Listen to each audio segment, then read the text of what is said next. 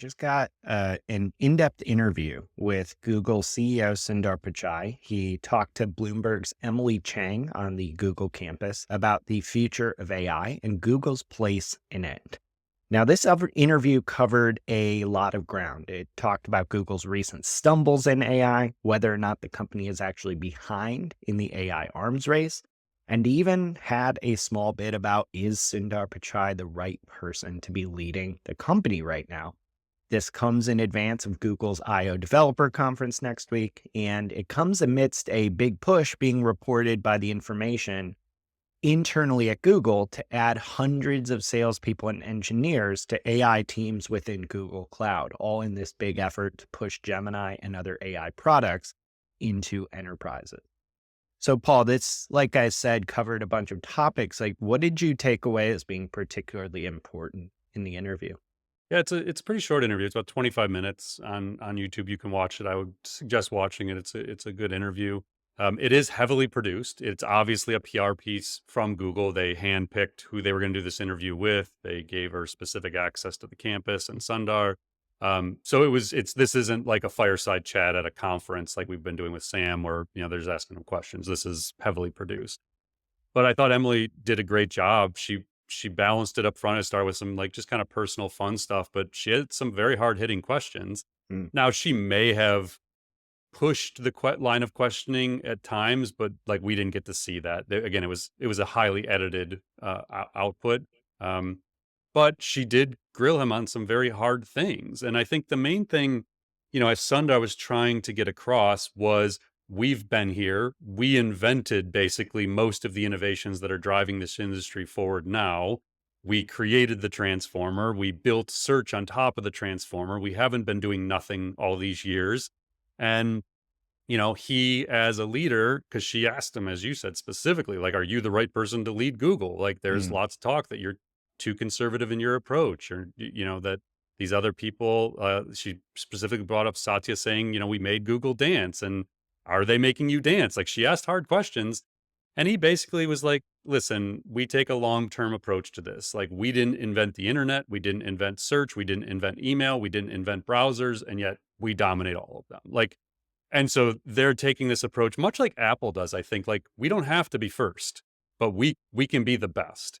And mm. I got that sense that his feeling is, we created this movement. We weren't caught off guard by it overall. And it's a long-term game, and we intend to probably win that game. I'm not going to get into responding to Satya saying he made us dance and things like that. Um, but yeah, I don't know. I thought it was really good. They got into other things around AGI. He kind of Right. danced around that one a little bit. He didn't really give a direct answer on that, just that they're making progress toward it. They're committed to making progress toward it. Um, and leadership style. Oh, she did ask about large language models nearing a plateau. I thought that was Mhm. kind of an interesting one. Again, it was like a 20-second response, but he did say, we think that other breakthroughs are needed, and we're working on those breakthroughs. She also asked him about AI generated data that goes into training models, and he said that's something we still need to figure out. And then she asked one that I thought was interesting about the impact of AI generated content ruining search or diluting search in many ways. And he kind of acknowledged this is a problem. All this synthetic content, if you search for something and it shows up and it's not a real image or a real piece of content, that they're making progress, but this is a hard problem to solve, but that they are working toward it. So, yeah, I mean, like we've said many times on this show, if you can get inside information from the people actually building it, they're usually interviews worth listening to.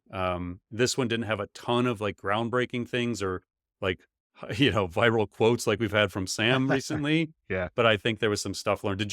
Anything else jump out at you, Mike? I know you watched it as well. Yeah, I actually, what jumped out at me is what you first mentioned. I just give a ton of credit to Emily Chang for covering so much ground. I mean, she did come at, and we didn't get, these like peer behind the curtain answers, but she came at things like, are you worried about AI's impact on the search business, on ads?